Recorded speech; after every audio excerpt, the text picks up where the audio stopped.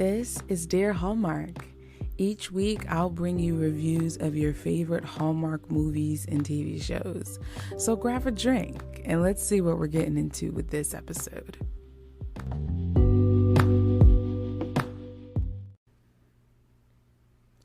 It is a new week here at Dear Hallmark. Hello, everyone. My name is Dara. Good morning, good evening, good afternoon. Whenever you're listening to this, I say cheers to you. We have made it. Man, by the time you're listening to this, I will be on my way back from a Floridian vacation. It's been a few years since I've been to Florida, so this was definitely much needed.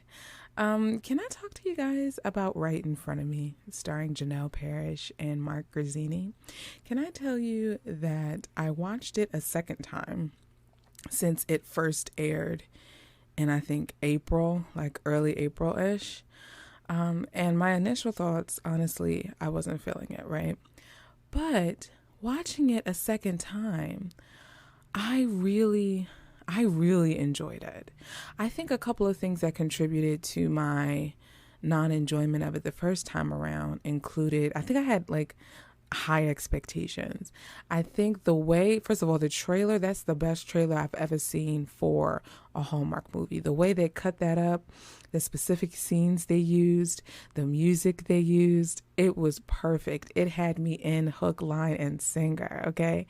And then the movie happens, and at least to me, it made it, the way they put the trailer together, it made it seem as if Chef Nick and Carly were already friends. And so I'm thinking they're already friends going in, only to find out that they actually never met before. And so it's like they have to build a friendship and now to build this attraction. It was very weird. And then I also had my friend giving commentary as well. So I think that probably colored my perspective just a tad bit. But watching it again by myself, I really liked it. I really love Marco Grazzini. Mark Grazzini. I should know this. I just call him Mr. Grazzini. So y'all know what that means if I've talked to y'all when I call somebody Mr. He's just Mr. Grazzini to me. So I really enjoyed it. Can we give Right in Front of Me an award for the most aesthetically pleasing set? I mean, from the colors, the pastels, the wardrobe, the flowers, the lodge, even the way it was shot. It was just done so beautifully.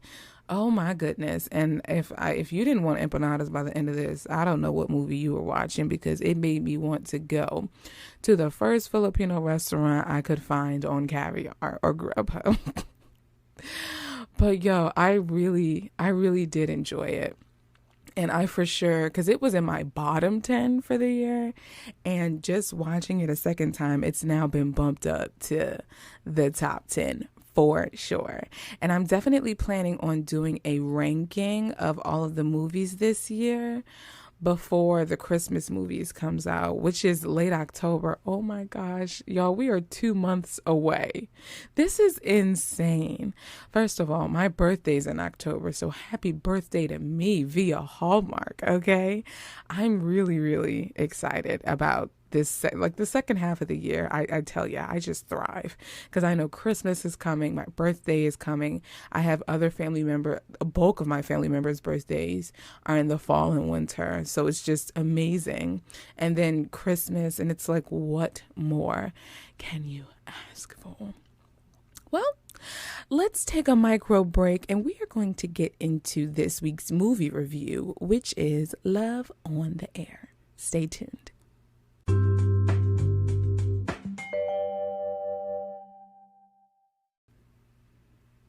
And we're back. So Love on the Air debuted 2015, starring Allison, Sweeney, and Jonathan Scarffe as Sonia and Nick, respectively. Y'all, this movie was fantastic.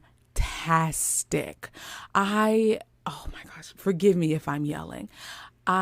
This movie is brilliant. It is everything that I want in a rom-com. You have enemies, you have sarcasm, you have wit, you have banter, you have romance, you have makeovers, you have chivalry, you have radio, you have big city. We're in Chicago. My goodness, this movie gave me everything in this. I forget if it was Danielle, who she was the one who left us a voice message last week. I forget if it was her or if it was someone else who recommended me watch this and review this. But to whoever that kind soul is, I just want to speak a blessing over your life. Thank you so much. Because this movie, it was the most wonderful ride. It was the most wonderful ride. So Nick and Sonia are radio hosts in Chicago. They're on two separate stations, right? Nick is kind of this Neanderthal caveman, men play the field, have your options open type of relationship expert. Whereas Sonia is a all my women independent, throw your hands up at me. Like, that's Sonia. She's like, we don't need no man. Can you pay my bills? Can you pay my telephone bills? Like, no, you can't. Like that. Wow, I'm on a Destiny's Child kick on today. But that's kind of the spin that Sonia's on, right? And so funny enough, Sonia ends up taking a radio slot at the same station that Nick works at. They meet up by happenstance outside of the radio station. And can I tell you that's the most wonderful meet cute I've ever, oh my gosh, it's just perfect. And then she realizes, Nick ends up talking about their encounter on the air while she's there preparing for her show. And then she barges into the studio and then they start going back and forth.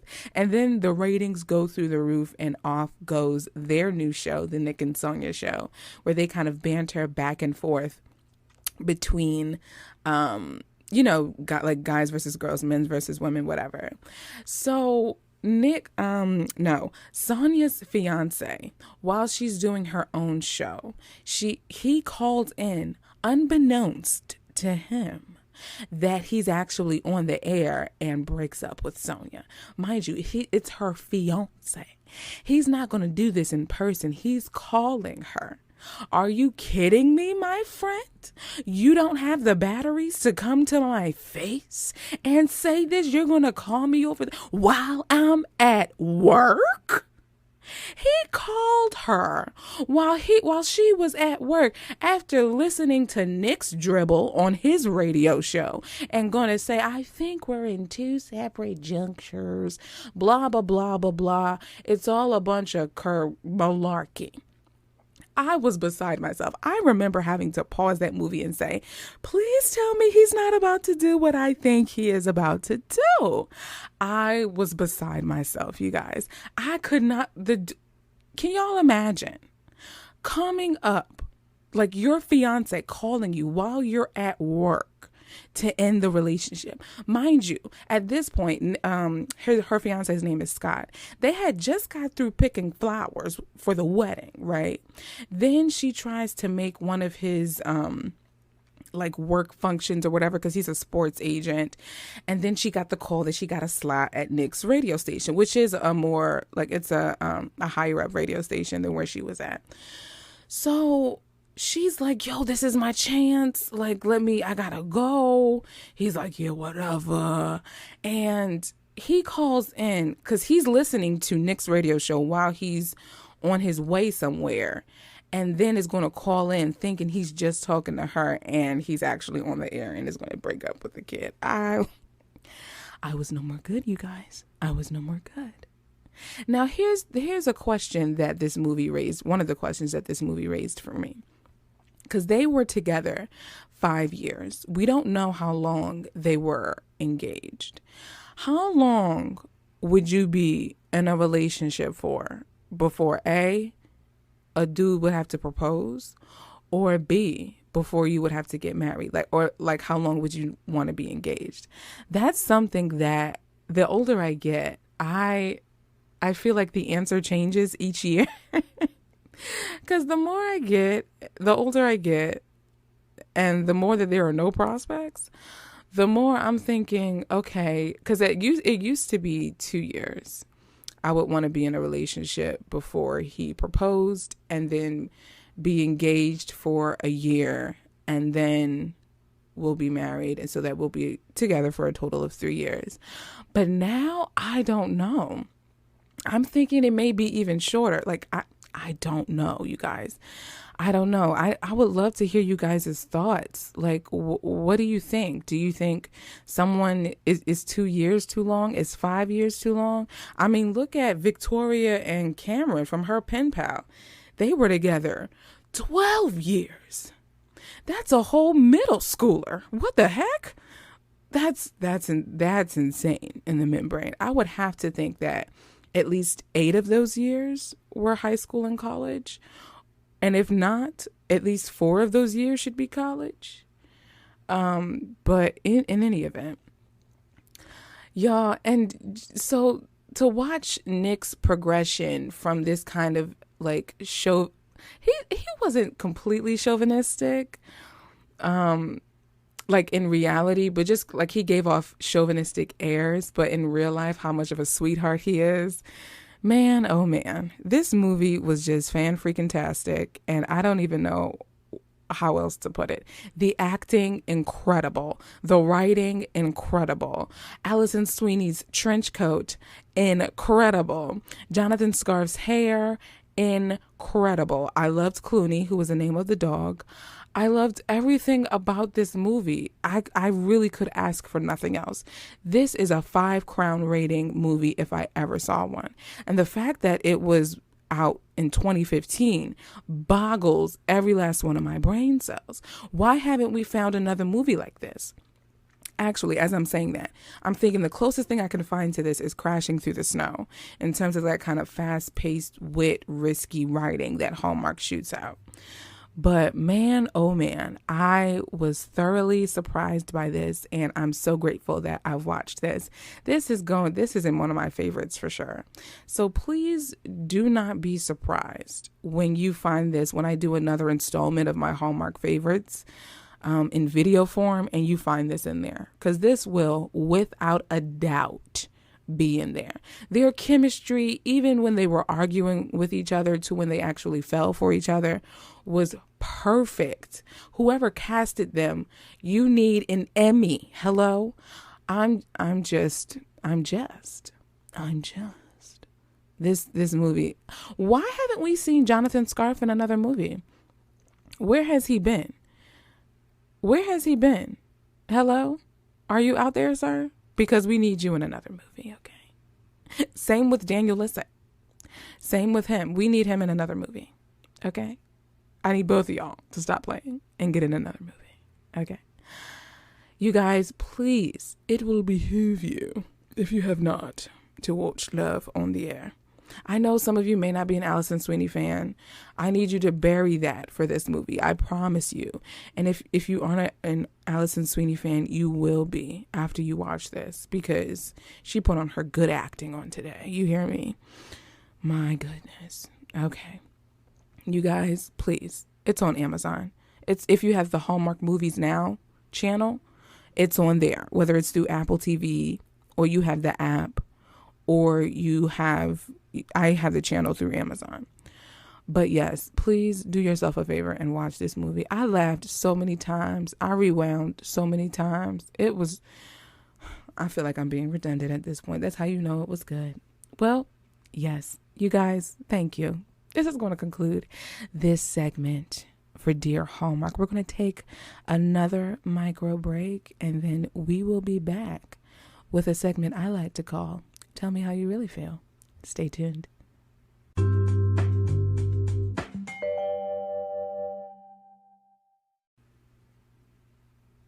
So this is Tell Me How You Really Feel. This is a segment where I play your voice messages that you leave for me, and it'll give me a chance to respond to you guys. So this week we are going to hear from Anne. So Anne, tell me how you really feel. Hey Dara, it's Anne Schaefer calling to report in on your first episode about the Irresistible Blueberry Farm. Well done, loved it. For me, if the two leads have chemistry, I'm in. If they don't, I'm not really in. I always get sort of left with a feeling of emptiness at the end of them. But these two have serious chemistry. Honestly, Mark Blucas could act with a paper bag and he'd have chemistry with it. So well done on the first episode. Congratulations. And I can't wait to hear more of your thoughts as we go forward. Thank you, Anne, for the congratulations. I really do appreciate it. And thank you for listening. And believe me, I completely agree about chemistry, because that is the sole purpose which makes a romance movie successful. You have to believe that the characters are actually interested in each other. I feel like the perfect case study of that is Crashing Through the Snow. Nobody in their mama's, cousin's, brother's, uncle's house is going to believe that Kate and Jeff are actually together, or even that, what was her name, Maggie? I don't even remember the lead character's name, and Amy Acker's character's name. But ain't nobody going to believe that they were really together, you know? So I firmly agree. There needs to be chemistry between the actors from jump, or I believe that really does a detriment to the movie, because we as the audience have to believe, that they're really together, you know? So thank you, Anne, for your comments and for telling me how you really feel.